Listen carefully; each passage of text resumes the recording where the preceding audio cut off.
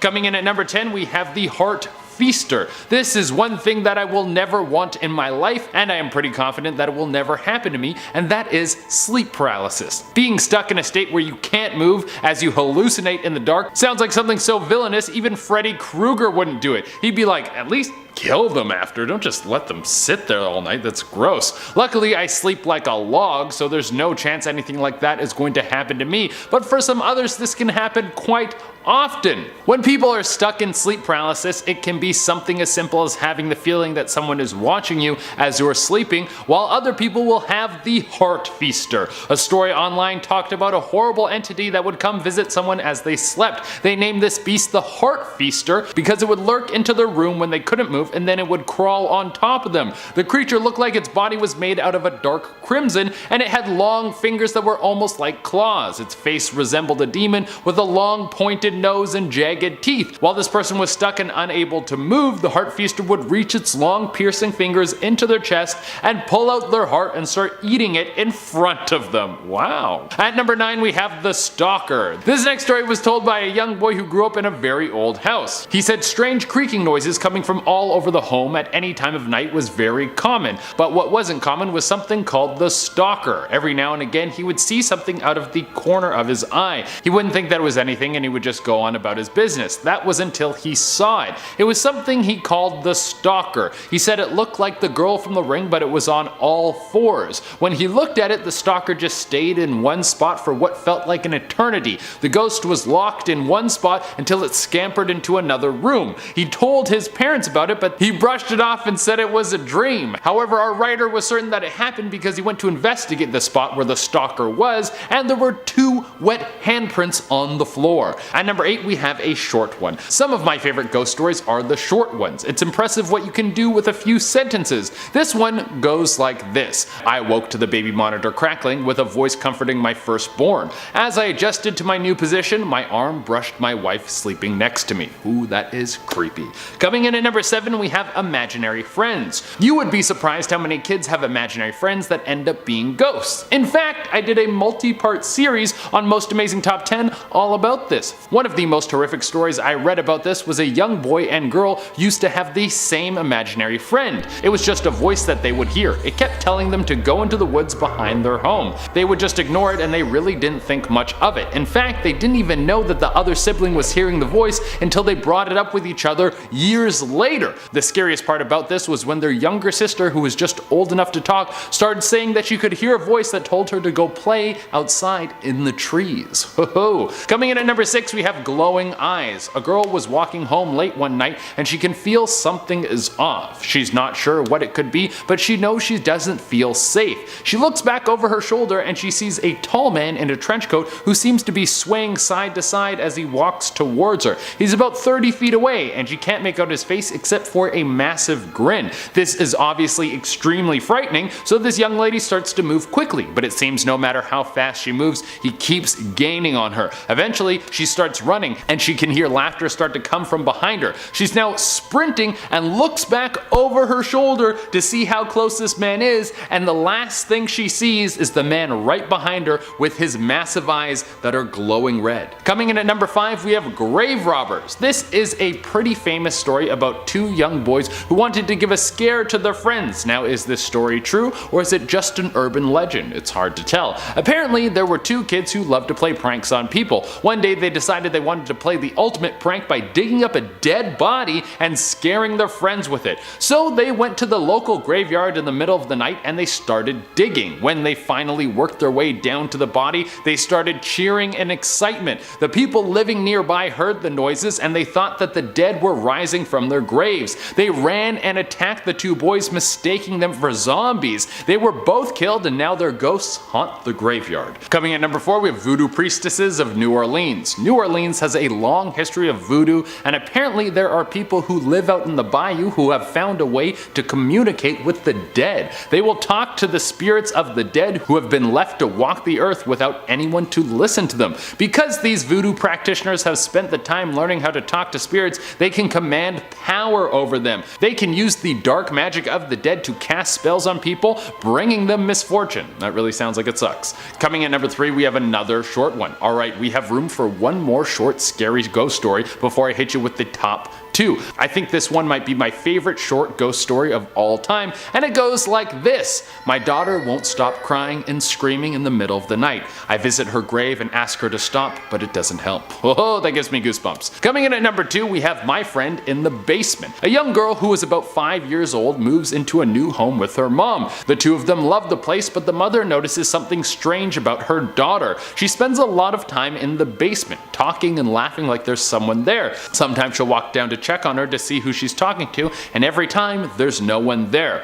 One day her daughter comes back upstairs with a bite mark on her arm, and her daughter says, "Richard bit me." Her mom tells her that she is not allowed to play in the basement anymore. Then that night something attacks her daughter in her bed. The mother rushes in the room when she hears the poor daughter screaming. When she finds her daughter, she's still alive, but she has scratch marks all over her body. The next morning the two of them leave the home, never to return. And at the number 1 spot we have the taps. Something that ghosts love to do is turn on the taps and jack up your water bill. If you go online and search for this, you will find countless stories of ghosts who love to mess around with the water. This one was pulled off of Reddit, and it was about a young girl who was living alone, and she was often woken up by the sounds of running water. At first she thought that maybe she forgot to turn off the taps, but it started happening so frequently that she assumed that she was sleepwalking. But then it started happening when she wasn't home. Terrified that someone was breaking into her house when she wasn't there, she called the police. They came to check out the place, but they couldn't find anything. So her next best move was to set up cameras and spend the night at a friend's house. Then she saw it, the taps in the home turning on by themselves. Now it's time to go down the spiritual route and have someone come in and fix the ghost problem. A medium came through to contact the ghost, and it turns out there was a body of a girl who had been drowned in a tub that was in the home,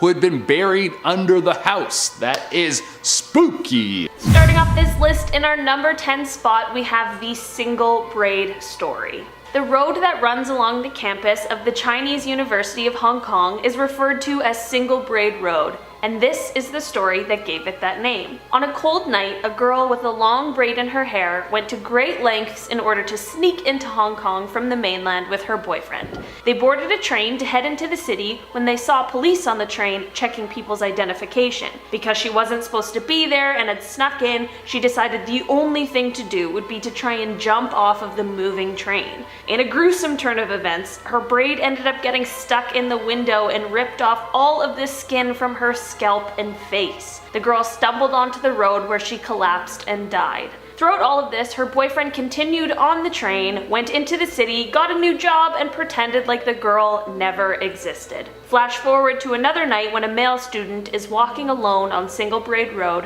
when he sees a girl standing in the distance. He calls out to her, but she doesn't respond, so he begins to approach her and can see that she has a long braid in her hair. When he reaches her, he taps her on the shoulder, and when she turns around, he sees that she has no face. Then she just disappears. They say that the ghost has appeared many times since then, but only male students can hear her. I just want it to be known that if I was in her place and a boy did that to me, I would absolutely come back to haunt him and all men for the rest of eternity. Moving on to number 9, we have Room 111. And if you're liking this video so far, then make sure to give it a big thumbs up and subscribe to our channel because you know what? It really helps us out, so thank you very much. Now, much like most of these stories, this one has evolved over time, so there are 2 versions of the story. The one I'm about to tell you surrounds a very intelligent science undergraduate who thought he discovered how to master time travel. So one night in room 111 of Grace Tian Hall, he wrapped himself up in a mechanism he had created. It was a bunch of wires attached to an alarm clock and a big battery. When the clock's alarm went off, he believed he was going to be able to travel in time. But the experiment went terribly wrong, as you could have imagined, and he ended up being electrocuted to death. His roommate found him laying in bed with a note beside him reading, "I will come back soon." Upon this discovery, the roommate went mad and had to be taken to a mental asylum. And now, no one ever dares to stay in room 111 for the events that happen there. In our number 8 spot today, we have the story of the hanged ghost. While ghosts are extremely common in Chinese folklore, these ghosts are pretty specific. A hanged ghost is a spirit of someone who is hanged, whether it be from committing suicide or execution, and they haunt the location where they died. While most ghosts are already pretty creepy, the hanged ghosts have quite an appearance. They're said to appear as a corpse with a long red tongue that hangs out of their mouth. The goal of these ghosts is to try and convince anyone they come across to join them in the afterlife. Making our way down the list, number 7, we have the painted skin. This story has to do with a demon that hides its true gruesome appearance by transforming into other people. So one day this man named Wang runs into this beautiful woman on the street that claims to be homeless. He takes her home and hides her in his house from his wife, and he has an affair with this mystery homeless woman. Well, eventually a priest warns him that there's evil in his house, but he ignores it until one day he looks into his window and sees the woman is actually a green-faced monster with sharp, jagged teeth. She had been wearing a mask made out of human skin. The story basically ends with the guy getting his heart ripped out by the demon, and then the demon transforms into different people to hide his identity. In the climax, the demon shows its true self, and the priest beheads it with his wooden sword. And then Wang's wife just coughs up his heart and puts it back into Wang's chest, and then he's brought back to life. Crazy, I know. Also, what kind of a bedtime story is this, really? Coming in at number 6, we have the Little Finger story. There was a male university student who often found himself studying in the library late after it had closed. After his study session, he would walk past a park on his way back to his dorm, and he always saw a small little girl sitting on a swing in the park. One day he decided to go and speak to the little girl and check on her. From that night on, every time he passed the park and saw her there, he would stop in and chat with her before returning home. One day he was telling his friends about this little girl, and they asked what she looked like. He described the girl, and his friends told him that she sounded like she looked exactly like a teacher's daughter who had tragically died in a car accident, but that daughter had lost her little finger. The next night, when the man went to go and see the little girl in the park, he couldn't help but ask to see her hands, just to check. She was very reluctant, but he insisted. And when she finally revealed her hands, he saw that she was in fact missing her little finger. Of course this freaked him out, so he ran away in fear. From then on, he never saw the little girl again. We are now at our 5th and halfway mark with the Mongolian death worm. The Mongolian death worm is a famous cryptid in China. It's said to lurk in the Gobi Desert and is described as being this giant red-type worm creature. It's said to be between 2 to 5 feet long and is as thick as a man's arm. But the creature can grow even bigger than that. As a result of its appearance, it's sometimes called the intestine worm. On top of it all, it can also spray venom at its victims from a far distance. Its acid-like venom is so strong that it can kill a camel or horse. Now, many believe this creature is said to be true and have even gone to the desert in search of it. So far, it has come of nothing, and let's keep it that way. Moving on down to number 4, today we have the Oxtail Soup story. There was a young couple who were in medical school together. They lived in the same dorm, but on different floors, and there was a really strict study curfew that left them little to no time to see each other. It's also worth mentioning that this story comes from a time when there were no cell phones, so they couldn't just slide into each other's DMs or have a quick FaceTime in order to catch up. Every night the girl would make oxtail soup, and because her boyfriend lived directly below her, she would send a cup of soup down from her window. They both loved this little tradition that they had set up, and it made them feel close even when they couldn't speak or see each other. One night, the boy received his soup, ate it, and then fell asleep studying. The next day, he had time to go up and see his girlfriend, so he headed to her floor, but he couldn't find her. He ended up asking around and came to find that his girlfriend had actually died a few days before due to a sudden illness. He was, of course, suddenly overwhelmed with grief and the terrible news, but then it quickly hit him. If his girlfriend had died a few days ago, who had given him the soup the night before? And at number 3, we have the hopping corpse. The Jiangshi, otherwise known as the Chinese zombie or the Chinese hopping vampire or the hopping zombie, is a pretty well-known creature of Chinese folklore. This creature's name translates to rigid bodies or stiff corpse, and it's said to be corpses that have come back to life to kill the living. They are described as having greenish, rotting flesh and move by hopping. You'll know when one's coming if you hear thump, thump, thump. That's the sound of the monster hopping to get you, to suck the soul out of you like a vampire. In order to scare off these creatures, you need to use mirrors because they are scared of their own reflections, and also they don't like the brightness of mirrors. For some reason, a hopping zombie is way scarier to me than one that limps slowly. I don't know what it is about it. In our number 2 spot today, we have the Lotus Pond story. This story starts off with a young couple who were so in love that they planned to run away together and elope. They made a plan to meet at midnight at the Lotus Pond, and from there they would leave and go start their lives together. When the girl showed up at midnight, she waited for so long, but the boy never showed up. She left the pond and went back into town when she spotted her boyfriend with another woman. She was so heartbroken and upset that she began crying and could not stop. She was so distraught that she went back to the Lotus Pond where they had planned to meet and drowned herself. Months later, another couple had planned to meet at the Lotus Pond. The boy got to the pond early and was waiting for his girlfriend to arrive when he heard a female voice say, "I asked you to meet me at midnight, didn't I?" The boy was really confused because this wasn't the meeting time that him and his partner had discussed, and he responded, "No." All of a sudden, 2 pale white hands reached out of the water and dragged him under the pond, drowning him. Ever since then, it is said that if you are at the Lotus Pond at midnight and you encounter a girl or hear her voice, do not answer her questions or even look at her, or she will get you too. And in our number 1 spot, we have Bus 375. On midnight of November 14th, 1995, Bus 375, the last bus of the night, pulled into Summer Palace's bus terminal. It was known as the Midnight Bus, or the bus to Fragrant Hills, because that's where the bus was headed. But on this night, the bus disappeared under mysterious circumstances. At the bus terminal, 2 passengers got on, an old man and a young man. While headed to the last stop, the bus driver spotted 3 shadows waving at the side of the road. The bus driver stopped and it was 3 men and he let them on. But something wasn't right about them, and you couldn't see any of their faces. Shortly after the 3 people got on, the old man picked a fight with the young man, claiming he stole his wallet.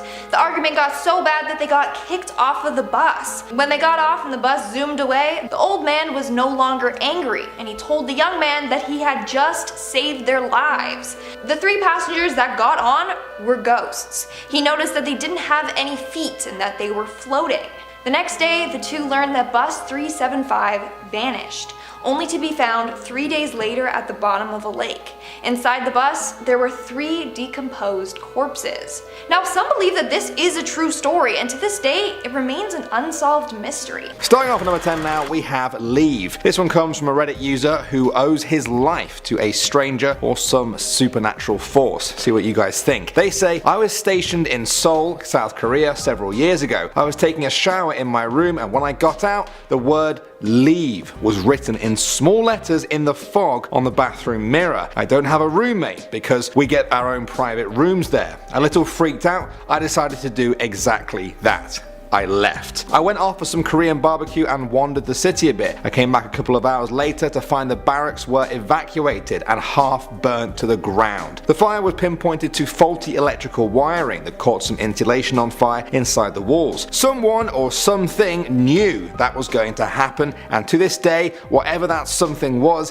it didn't want me in the middle of it. I gladly thank who or whatever it is if they give me the chance, but it's been years and I still have no idea." Moving on to number 9 now, we have The Figure. When you're a kid and you get creeped out at night, your parents may tell you it's just your imagination. But what if you found out that you were right the whole time? Reddit user Miss Awesomeness said, "When I was a kid between 8 or 9, I used to wake up every night to headlights coming through my bedroom window. The lights would then stop and turn off, not as if a car drove by, but as if they were turned off. Then the long shadows of a man, as if he were looking through my window, would pass by and stop right in front of the window. I would lay really still and pretend nothing happened every night for months. Eventually I convinced myself it was my imagination. Now that I think back, it stopped when my stepdad moved in, but I was convinced it wasn't real. Across the street lived my best friend, whose mom was also single, and she refused to sleep in her bedroom. Her window faced my window. She told me years later it was because every night a man would park on her side yard and walk over to my yard. The long shadows were from the light in her yard. She eventually decided it was my dad checking in on us and never told me until I was a teenager. It wasn't my dad, I know that because I asked him, so I thought I was crazy and hallucinating for years, or perhaps I wasn't and two kids were having odd dreams at the same time every night. Coming out number 8 now, we have The Room. This one comes from a Reddit user who said, I work in hospice, I spend a lot of time around dying people. About a month and a half ago, one of my longer term clients was actively passing. Now that can involve hallucinating, seeing and talking to people who aren't actually there. It happens a lot. There's nothing wrong with it. It's the dying person's brain trying to grasp with their new reality. So I work overnights. My client was wide awake, talking to people who were in the room with her but who weren't in the room with me, which was fine. I'm okay with that.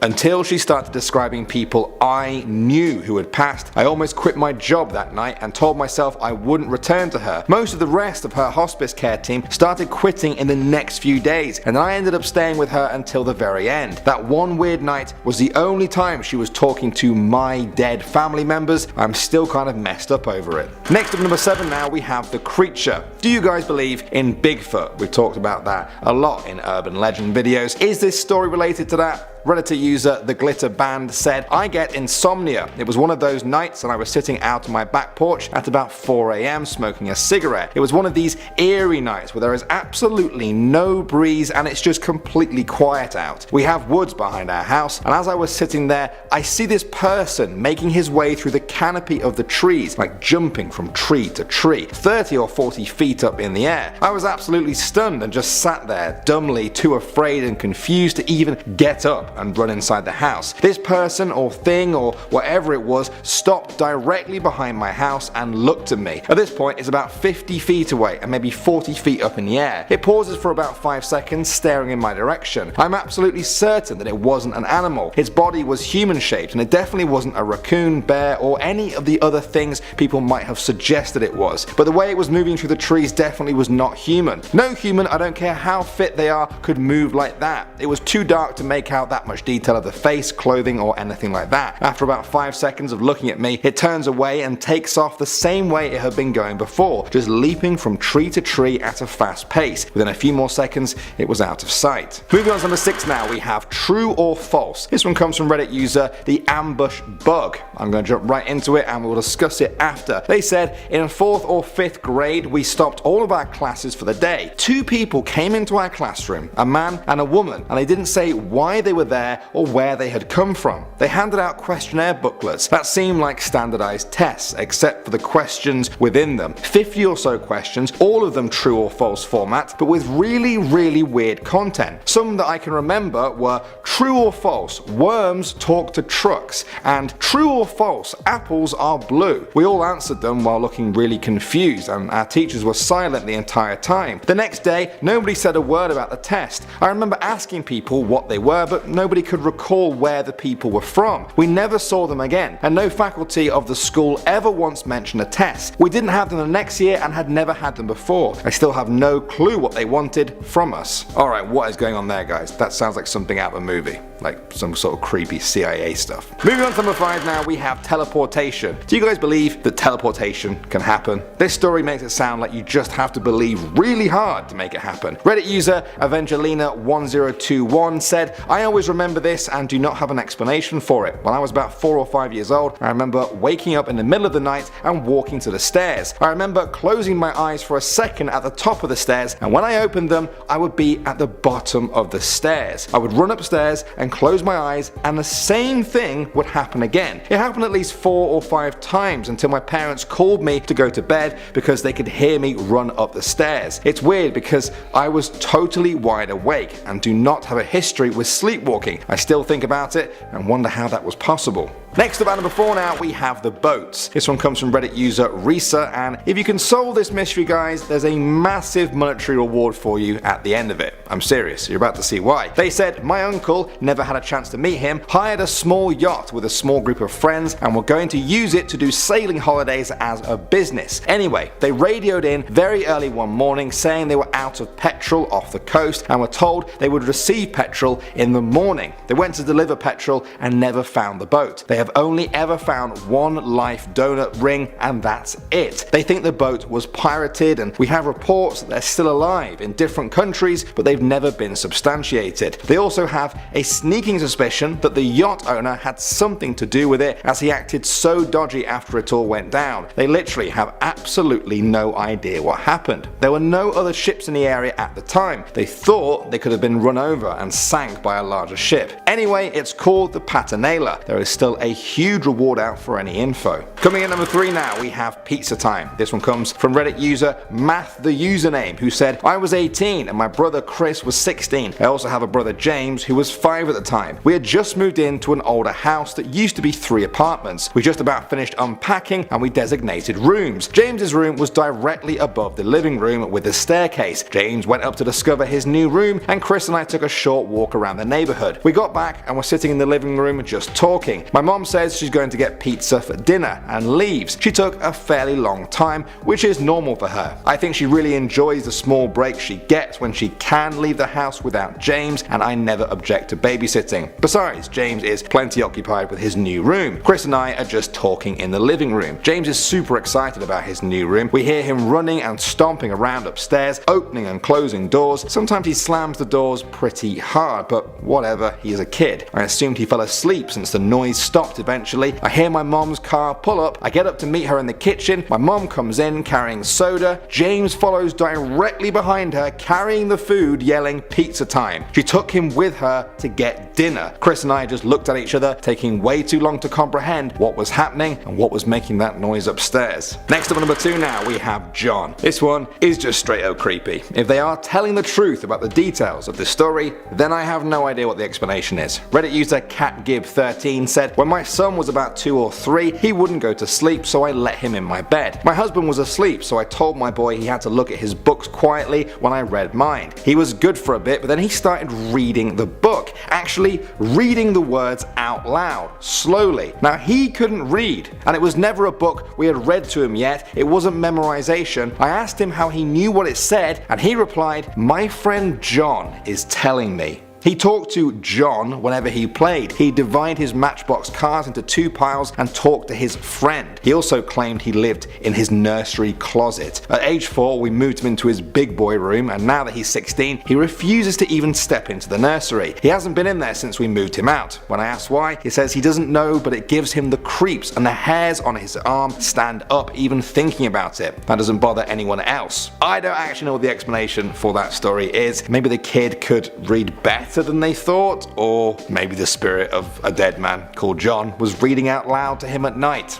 I hope it's the first one. And finally, number 1 now, we have Ernie. Do any of you guys have those toys that talk when you press a button on them or move in front of them? Did you ever think they could be creepy? Well, you're about to, after this story from Reddit user LXNXB. They said, when I was a kid, I had lots and lots of plushies. One of them was a talking Ernie doll from Sesame Street that wasn't functioning properly. You had to absolutely bang it on a table for it to say, I feel great. Our old house in my home country was housed with spirits, but not bad ones, or at least that's what my parents said. I never witnessed or felt anything until this one time. When I was 8, I overheard my parents saying something along the lines that my Ernie plushie spoke every time they talked about my grandma. I got irrationally scared, which made my parents hide Ernie in a huge box along with my other unused plushies. One time, when I was playing hide and seek, I was hiding with my childhood friend Jay in our spare room where the box of plushies were. While we were hiding, I figured I might as well tell him the story about the haunted Ernie doll and my just recently passed away grandma. In the middle of the story, we hear Ernie say, I feel great, in the box on top of the shelf. There's no way that was moved, and even if it was somehow moved by gravity, you need to bang Ernie on the table to even make it talk. We screamed and ran outside.